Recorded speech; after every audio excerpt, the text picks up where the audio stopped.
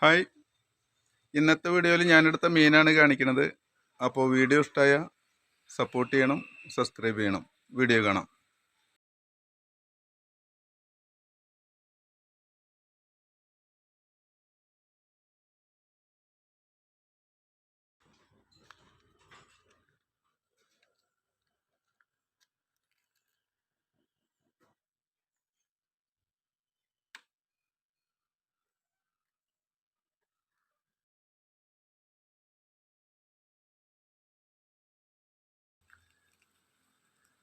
ഇന്നെടുത്ത ചെമ്മീനാണ് കേട്ടോ.